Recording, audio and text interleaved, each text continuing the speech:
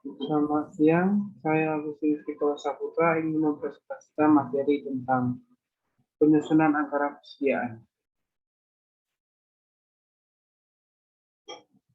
Anggaran persediaan. Anggaran persediaan merupakan budget yang merencanakan secara sistematik dan lebih terperinci tentang jumlah persediaan barang dari waktu ke waktu, bulan ke bulan, selama periode tertentu yang akan datang. Yang di dalamnya meliputi rencana tentang jenis, jumlah barang, serta nilai harga barang yang tersedia. Jenis-jenis persediaan. Yang pertama, persediaan pada perusahaan dagang. Perusahaan dagang merupakan perusahaan yang kegiatannya membeli barang untuk kemudian menjual kembali barang tanpa melakukan perubahan yang prinsipil terhadap barang itu.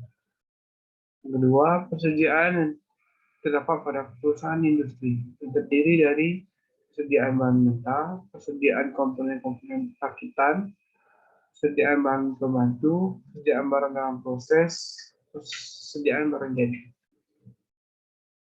Fungsi anggaran persediaan yaitu batch and lot size inventory, yaitu persediaan yang diadakan karena kita membeli atau membuat bahan-bahan atau barang-barang dalam jumlah yang lebih besar dan jumlah yang dibutuhkan pada saat itu. Fluktuatif stok adalah persediaan yang diadakan untuk menghadapi fluktuasi permintaan konsumen yang tidak dapat diselamatkan. Anticipation stock yaitu persediaan yang diadakan untuk menghadapi fluktuasi permintaan yang dapat disamakan berdasarkan pola musiman yang terdapat dalam satu tahun dan pola menghadapi penggunaan dan penjualan atau permintaan yang meningkat. Biaya-biaya yang timbul dari adanya persediaan. Unsur-unsur yang terdapat dalam persediaan terdiri dari biaya pemasaran, biaya yang terjadi adanya persediaan, biaya yang kekurangan persediaan, biaya yang berhubungan dengan kapasitas. Pengawasan persediaan. Pengawasan persediaan yaitu kegiatan untuk menentukan tingkat dan komposisi pada persediaan, alat-alat, dan bahan baku, dan juga barang hasil produksi. Sehingga perusahaan dapat melindungi kelancaran produksi dan penjualan serta kebutuhan pembelanjaan perusahaan dengan efektif dan efisien. Oleh karena itu, sasaran pengawasan persediaan adalah untuk menciptakan dan memelihara keseimbangan antara kelancaran operasi perusahaan dengan biaya pengadaan persediaan tersebut.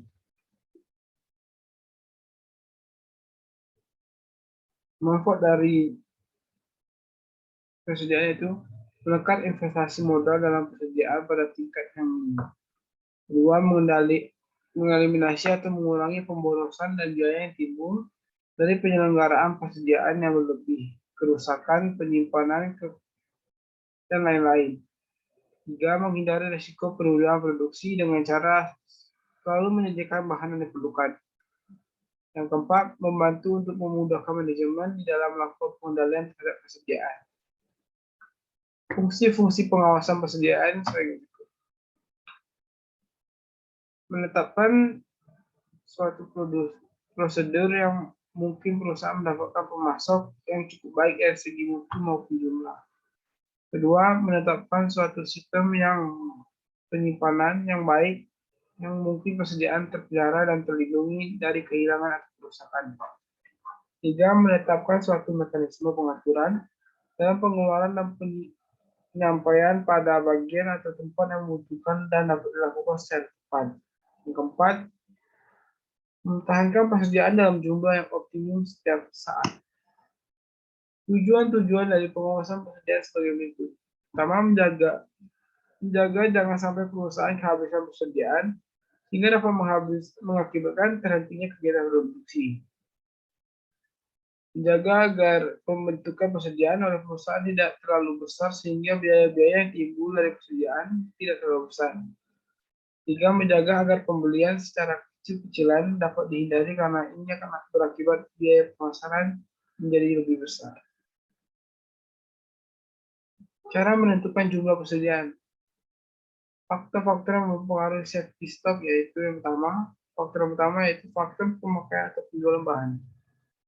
Sebagai dasar penentuan besar dan penggunaan bahan, adalah rata-rata penggunaan bahan dalam periode tertentu pada waktu-waktu sebelumnya. Bagi perusahaan dagang, berarti rata-rata tingkat penjualan pada periode tertentu. Dan bagi perusahaan pabrik, merupakan rata-rata pemakaian bahan baku selama periode tertentu. Rata-rata ini merupakan dasar bagi pimpinan untuk menentukan besarnya persediaan bagi perusahaan. Sehingga selama dalam proses pemasaran, setiap pesanan langganan akan dapat dipenuhi dengan baik. Faktor kedua yaitu faktor waktu merupakan masalah yang harus diperhatikan dalam menentukan besarnya persediaan minimum, yaitu namanya waktu yang diperlukan mulai dari saat pemasaran sampai bahan itu dimasukkan ke dalam persediaan. Namanya waktu pemasaran ini selalu tidak sama antara satu pemesanan dengan pemesanan lain. Untuk menghasilkan namanya waktu yang dibutuhkan dalam pemasaran bahan, biasanya digunakan rata-rata hitung dengan dilengkapi devisa yang dapat ditoleransi. Terima kasih, sekian presentasi dari saya. Terima kasih.